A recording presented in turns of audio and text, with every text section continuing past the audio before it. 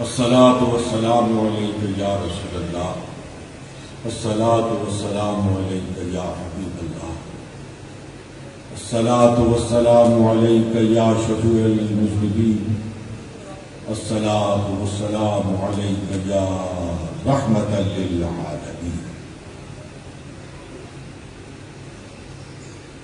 لائق سب عزت و احترام، انتہائی قابل احترام آج کی مجلس کے صدر نشین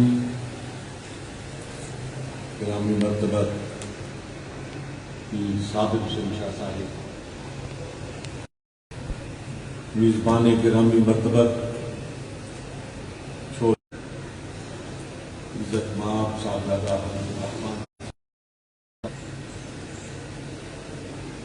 انتہائی محترم جناب عمر ایوب خان صاحب، علماء کرام، برادران طریقہ میں پڑھتے رہے اور مجھے انہوں نے کئی مرتبہ سنایا کہ وہ نماز فجر کی ادائیگی کے بعد یہاں سے خانقاہ شریف کو چلے جاتے تھے، یہاں سے بھی احتساب کرتے تھے، وہاں سے بھی احتساب کرتے تھے۔ آج حاضری کا شرف حاصل ہوا ہے، میں اسے اپنے لیے گوشہ آخرت سمجھتا ہوں۔ میں مبارکباد پیش کرتا ہوں حضرت سردار صاحب کو کہ آج کے اس دور میں جبکہ تصوف کے نام پر، روحانیت کے نام پر لباس خضر پہنے ہوئے بہت سے راہزن لوگوں کے ایمانوں کا استحصال کر رہے ہیں، انہوں نے حقیقی تصوف کو اجاگر کرنے کے لیے اس علمی اور روحانی سیمینار کا اہتمام فرمایا ہے۔ حضرات،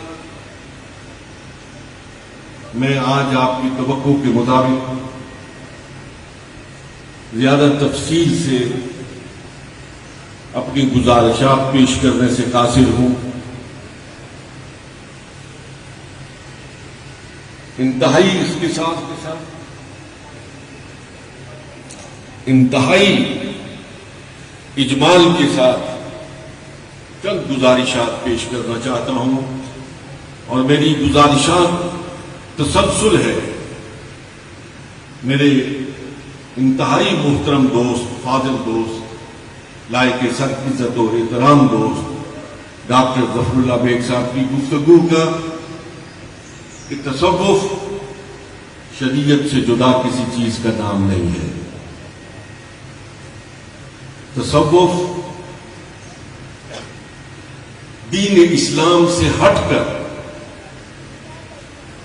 خدا سے واصل ہونے کا کوئی ذریعہ نہیں ہے۔ سلسلہ عالیہ نقشبندیہ مجدیہ کے ماتھے کے جھومر حضرت امام ربانی مجدد الفسانی شیخ احمد سرہندی رحمت اللہ تعالی علیہ فرماتے ہیں کہ طریقت شریعت کی خادمہ ہے، طریقت شریعت کی تکمیل کے لیے ہوتی ہے۔ اور کیا خوبصورت بات ارشاد فرمائی، اہل دل اس پہ داد دیے بغیر نہیں رہ سکتے۔ فرمایا کہ جب شریعت طبیعت بن جاتی ہے تو پھر وہ طریقت ہے۔ جب شریعت طبیعت بن جاتی ہے پھر طریقت کہلاتی ہے۔ جس طرح ایک نارمل انسان کو بھوک لگتی ہے، پیاس لگتی ہے، نیند آتی ہے، بالکل اسی طرح جو روحانی طور پر نارمل انسان ہوتا ہے اسے نماز کے وقت نماز کی بھوک لگتی ہے، اسے اشراق کے وقت اشراق کی بھوک لگتی ہے، اسے تلاوت قرآن کے وقت تلاوت کی بھوک لگتی ہے، اور اسی بھوک کو مٹانے کا نام، اسی پیاس کو بجھانے کا نام طریقت کہلاتا ہے۔ میرے انتہائی قابل احترام سامعین محترم، میں اس وقت تشریح کا موقع نہیں، نکات پر اکتفا کروں گا۔ سید الرسول صلی اللہ علیہ وسلم کی حیات مقدسہ کو دیکھیں تو دو حصوں میں آپ کو نظر آئے گی، ایک حضور کا قال ہے اور ایک حضور کا حال ہے۔ میں اپنی بات کی وضاحت کے لیے سیدہ طیبہ طاہرہ عائشہ صدیقہ رضی اللہ تعالی عنہا سے روایت کردہ ایک حدیث آپ کی خدمت میں پیش کرنے کی سعادت حاصل کرتا ہوں، جہاں مولانا ایوب ہزالی صاحب جیسے محدث تشریف فرمائے۔ حضرت سیدہ فرماتی ہے کہ حضور سرور کون و مکان جناب محمد رسول اللہ صلی اللہ علیہ وسلم جب نماز کے وقت سر سجدے میں رکھ کر سبحان ربی الاعلیٰ کی تسبیحات پڑھتے تھے تو اس وقت آپ کے سینہ اقدس سے، سینہ نبوت سے اس طرح آواز آتی تھی جیسے ہنڈیا ابل رہی۔ میرے انتہائی قابل احترام سامعین محترم، حضرت عائشہ کا فرمانا کہ ہنڈیا کے ابلنے کی آواز آتی تھی، یہ قال ہے۔ وہ ہنڈیا کے ابلنے کی آواز کیسی ہوتی تھی، یہ محمد الرسول اللہ کا حال ہے۔ جب تک قال اور حال دونوں سمجھ میں نہ آئے اس وقت تک شریعت اور طریقت کا آمیزہ نہیں بن سکتا ہے۔ ہم وہ لوگ ہیں تصوف کے ماننے والے، روحانیت کے ماننے والے، صوفیاء کے سامنے زانو ادب طے کرنے والے، جو سرکار کے قال کو بھی مانتے ہیں، جو سرکار کے حال کو بھی مانتے ہیں۔ قال کو جاننے کے لیے کسی محدث کے سامنے بیٹھنا پڑتا ہے،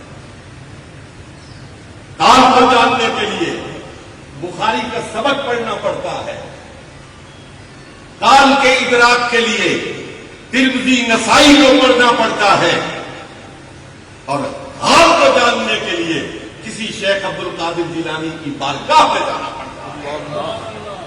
حال کو جاننے کے لیے جنید بغدادی کی خدمت میں حاضر ہونا ہوتا ہے۔ جب آدمی قال پڑھتا ہے تو جسم کی آنکھ روشن ہوتی ہے، خدا کی قسم جب حال سے گزرتا ہے تو پھر اس کے دل کی آنکھ روشن ہوتی ہے۔ یہ آنکھ دیکھتی ہے، اس کی ایک حد ہوتی ہے، لیکن جب وہ آنکھ دیکھتی ہے، دل کی آنکھ دیکھتی ہے، پھر اس کی کوئی حد نہیں ہوا کرتی۔ پھر زمین پر بیٹھا ہوا صوفی لوہے محفوظ پر لکھی ہوئی تقدیروں کو پڑھتا ہے، وہ فرش پر بیٹھا ہوتا ہے، خدا کی قسم فرش پر بیٹھ کر پھر وہ عرش کے مزے دلا دیتا ہے۔ مجھے ایک واقعہ یاد آ رہا ہے پی صاحب، آپ کی اجازت سے عرض کرنا چاہتا ہوں۔ یہ حضرت جنید بغدادی رحمۃ اللہ تعالی علیہ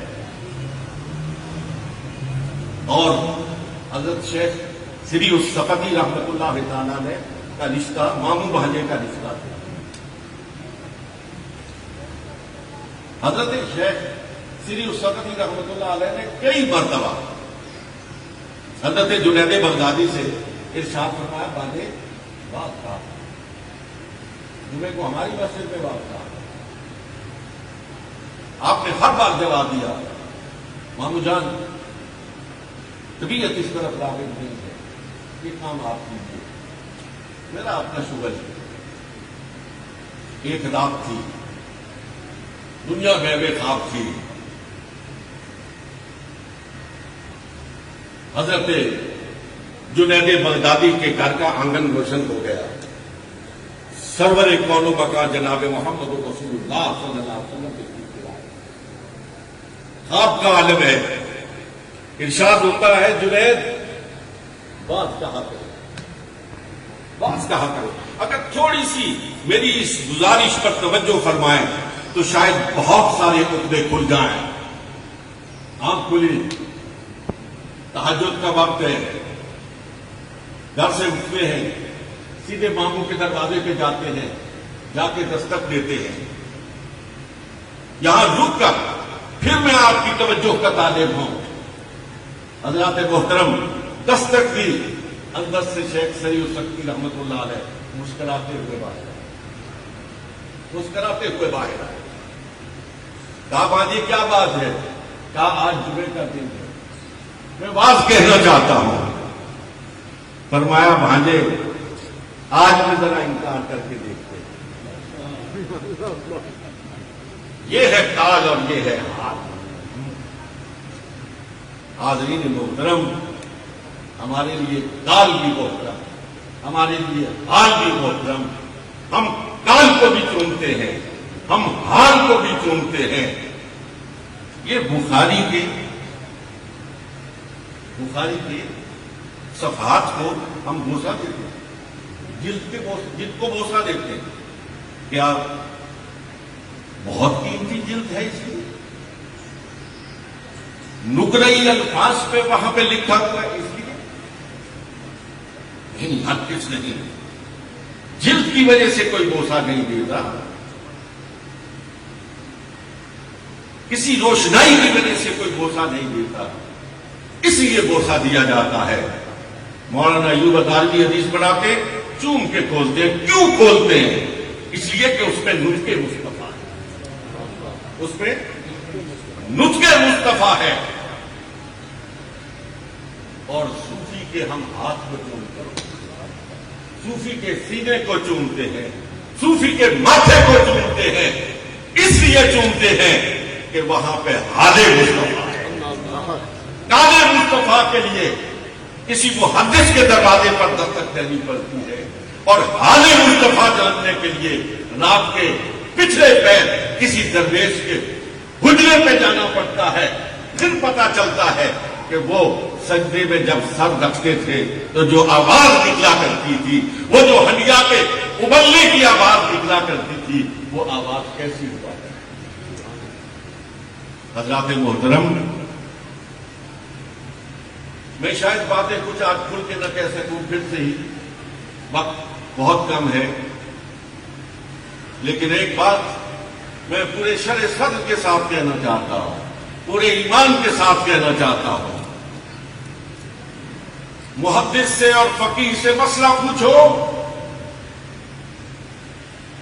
وہ آنکھیں کھولتا ہے، وہ حدیث کو پڑھتا ہے، وہ فقہ کی کتاب کی بدگردانی کرتا ہے، اس کے بعد آپ کے استفتاء کا جواب دیتا ہے.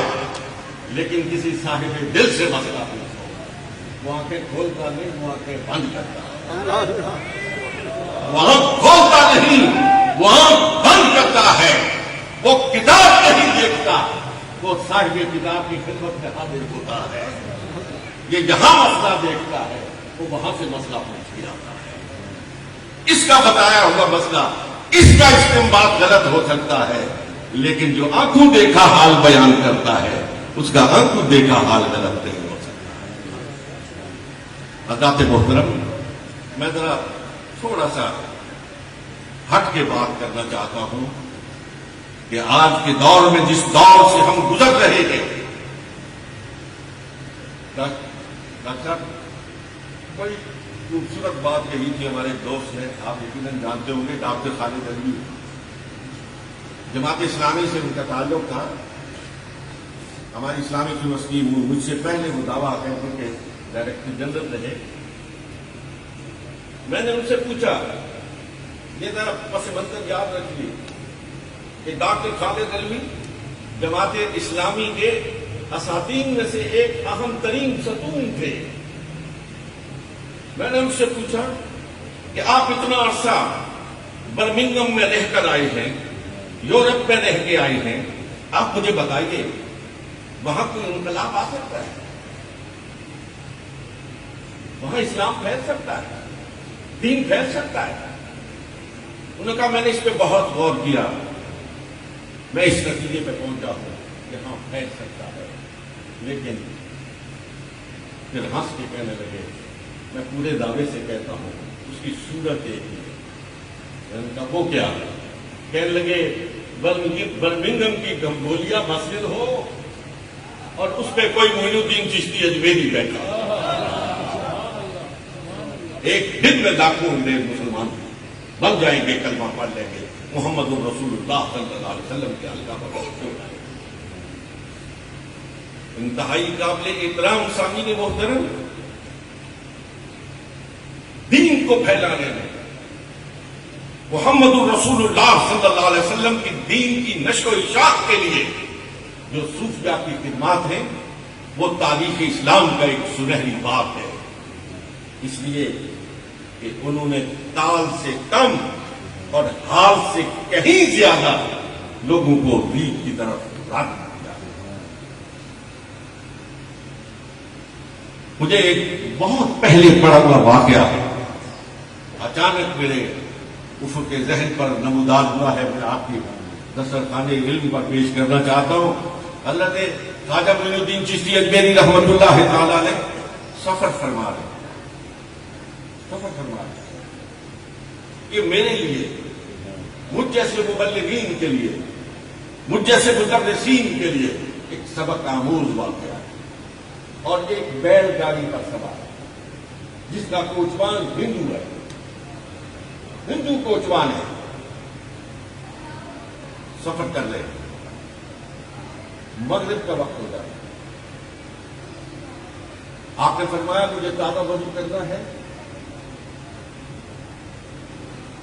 کوئی پانی کا چشمہ آئے اس کے قریب یہ گاڑی روکو، میں وضو کر کے نماز پڑھنا،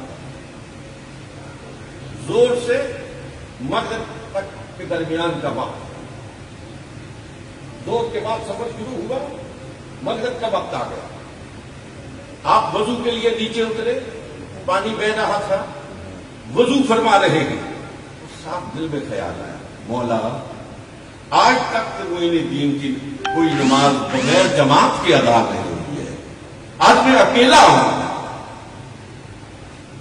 میری با جماعت نماز کیسے ادا ہوگی؟ وضو فرما کے جب پیچھے مڑے تو دیکھا کہ وہ ہندو کوچوان کھڑا ہے، وہ ہندو کوچوان کھڑا ہے۔ آپ نے فرمایا کیا بات ہے؟ حضرت جی دل چاہتا ہے آپ کے ہاتھ پہ کرنا، آپ کے ہاتھ پر اسلام قبول کر لوں۔ صرف زور سے لے کر مغرب کی نماز تک انہوں نے ایک درویش کے ساتھ سفر کیا، ان کی سیرت سے، ان کی صورت سے، ان کی گفتگو سے اس قدر متاثر ہوا کہ مغرب سے پہلے اس کے اندر کی دنیا بدل گئی، مسلمان ہونا چاہتا۔ آپ نے فرمایا جلدی کرو، نیچے جاؤ، غسل کر کے آؤ، غسل کر کے آیا، کہا میں آگے کھڑا ہو جاتا ہوں، تم میرے پیچھے کھڑے ہو جاؤ، جیسے میں کروں گا ویسے تم کرنا، ہماری مغرب کی نماز با جماعت ادا ہو جائے گی۔ کہ کس طرح دل کی دنیا بدلتی ہے۔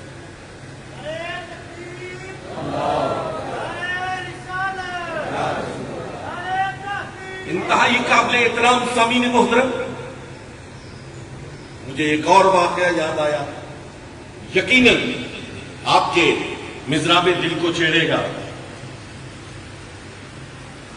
حضرت مرزا مظہر جانے جانا رحمت اللہ تعالی ہے،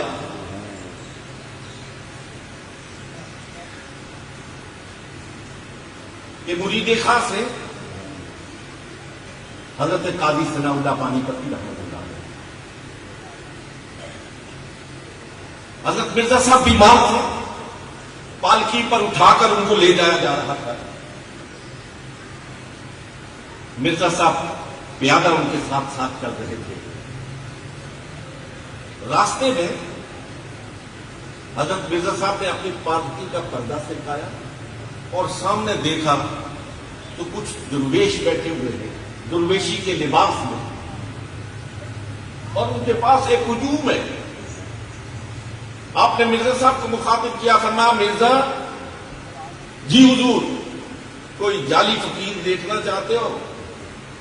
حضور فرمائیے یہ جو سامنے بیٹھے ہیں ان کے پلے کچھ بھی نہیں ہے کہ ایسے لوگوں کو گمراہ کر رہے ہیں. یہ کہہ کہ پردہ بند کیے چلے گئے. چلے جب منزل پہ پہنچے تو فرمایا مرزا کہاں ہے؟ مرزا نظر نہیں آ رہا. فرمایا حضور جہاں آپ نے مرزا صاحب کو جعلی پیر دکھائے تھے وہاں تک تو وہ ہم سفر تھے, اس کے بعد پھر کہاں غائب ہو گئے ہمیں نظر نہیں آئے. تھوڑی دیر گزری تو دیکھا آگے آگے مرزا آ رہے ہیں, پیچھے پیچھے وہ جعلی فقیر آ رہے ہیں. اور جو بات کہی نا وہ کیا خوب ہے. یہ اہل نظر کی بات ہے. اے اہل نظر ذوق نظر خوب ہے لیکن, اے اہل نظر ذوق نظر خوب ہے لیکن جو شے کی حقیقت کو نہ دیکھے وہ نظر کیا ہے. فرمایا مرزا کدھر چلے گئے تھے, کہاں چلے گئے تھے؟ کہا حضور آپ نے پردہ سے ہٹایا اور آپ نے فرمایا کہ جعلی فقیر بیٹھے. تو دل میں خیال آیا کہ میری شیخ کی نظر پڑی ہے, کہتے ایک آپ کی پڑی ہے, میرے شیخ کی نظر پڑی ہے, گرچہ اتاب کی پڑی ہے, اب ان کو جعلی نہیں لینا چاہیے. میں اس طرف متوجہ ہو گیا. تھوڑی دیر گزری, بھاگے ہوئے آئے, میرے قدموں میں پڑ گئے, وہاں سے اٹھایا آپ کے قدموں میں لے کے آ گیا, آپ کے قدموں میں لے کے آ گیا. اب یہ جانے اور آپ کا کام, یہاں تک پہنچانا میرا کام تھا, وہاں پہنچانا یہ اب آپ کا کام. میں معافی چاہتا ہوں, میں باقی باتوں میں زیادہ وقت دے گیا اور مجھے اس بات کا شدت سے احساس ہے کہ بڑے جلیل القدر علماء کرام کی گفتگو ابھی ہونا ہے. میں انتہائی قابل احترام سامعین محترم آپ کی خدمت میں عرض کرنا چاہتا ہوں کہ خانقاہ بغیر مدرسے کے لا حاصل اور مدرسہ بغیر خانقاہ کے, بغیر روحانی نظر کے, یقین کیجیے وہ کتابیں سر پہ لاد کر تجارت تو کر سکتا ہے, دلوں کی دنیا کو آباد نہیں کر سکتا. دل کی دنیا کو آباد کرنے کے لیے اس دل کا روشن ہونا. کسی کا شعر جو کہ زبان ہے آپ کی نظر کہتا ہوں, مجھے ڈر ہے دل زندہ کہیں تو نہ مر جائے, مجھے ڈر ہے دل زندہ کہیں تو نہ مر جائے کہ زندگانی عبارت ہے تیرے جینے. یہ جیتا رہے نا تو پھر انسان منو مٹی کے نیچے بھی چلا جائے نا پھر بھی جیتا رہے گا. شوقی نے بات کہی تھی, مصری ادیب میں بڑی خوبصورت بات کہی تھی. اس نے کہا الانسان صنفان, دو قسموں کا انسان ہے. ایک وہ لوگ ہیں جو کھاتے ہیں, جو پیتے ہیں, جو چلتے ہیں, جو پھرتے ہیں, جو سوتے ہیں, جو جاگتے ہیں, لیکن حقیقت میں وہ مردہ ہوتے ہیں. اور ایک وہ لوگ ہیں کہ جو دنیا سے پردہ کر جاتے ہیں, جو منو مٹی کے نیچے ہوتے ہیں, پھر بھی زندہ ہوتے ہیں, پھر بھی زندہ ہوتے ہیں. میرے خیال میں امت کے اس طبقے کو پیدا کرنا چاہیے جو ہر حال میں زندہ ہو, جو یہاں بھی زندہ ہو, جو منو مٹی کے نیچے بھی زندہ ہو. پھر عظمت رفتہ اور شوکت پارینہ واپس آ کر امت مسلمہ کے قدم چوم سکتی ہے. وآخر دعوانا ان الحمدللہ رب العالمین.